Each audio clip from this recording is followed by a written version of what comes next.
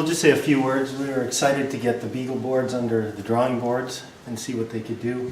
And we tried three different sensors here: a conductive fabric, IR tracking, and this is a magnetometer. So there's a tiny magnet on the pencil.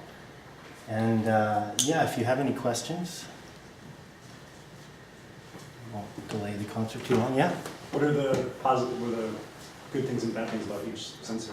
Yeah, so we initially wanted the boards to be the same size, but they actually became proportional to the constraints of the sensors. So the IR is it can be pretty wide. We were limited in the fabric we had, and the magnetometer was only expressive in this field. So that's one thing. It's a different sort of accuracy, a different sort of a range. For example, the IR is quite accurate, and so we can use more of a tonality and pitch mapping there. Whereas this fabric sensor is a little less predictable and maybe more touchy. Yeah, as far as control, this one. You probably could tell had the most but control. I think these two are more robust compared to this one, because the IR tracking always requires some sort of a calibration before you doing something. So.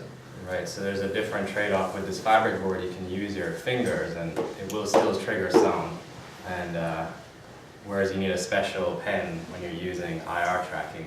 So there's a very different trade-off when you can use a normal pencil versus needing to use a special tool. What about latency of response? How fast a response? The optical tracking is very, very robust. You get more latency with a technique like this.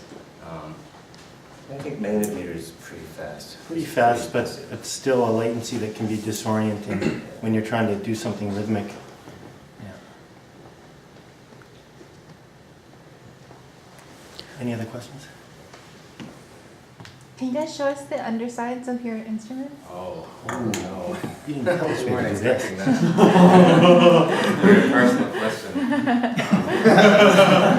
Oh, so sensor-wise, each of these boards have piezo discs that act as Oh yeah, contact we're also microphones. using the piezo microphone for the onset detection for all the sound synthesis engine.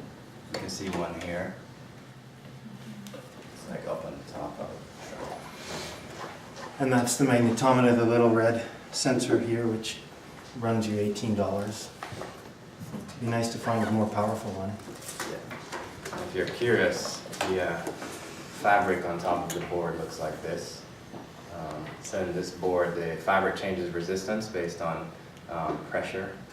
And so we use a technique here where we layer two fabrics on top of each other and alternatively fold so we can get two dimensions.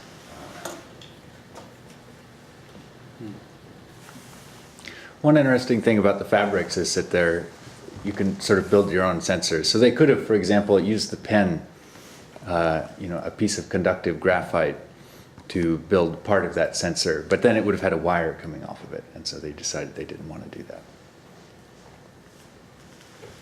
Any other questions? That would have gotten in the way of these beautiful. What kind of spatial accuracy do you have with the magnetometer? Is it just proximity to the magnet? Yeah, it gives you the angle, and we're using that to Okay. modulate modulate a delay. They give you the XYZ vector We're from a magnetometer to the position of the magnet. Oh, that's cool. Yeah, but it's kind of limited in range. So So it's like the compasses in smartphones. yeah, Okay. Yeah. but you can calculate the magnitude and the heading angle Hmm. to the magnet. So it's like 2D positioning sensor. Mhm. Well, we already gave them a round of applause for the performance, but let's give them a round of applause for the design.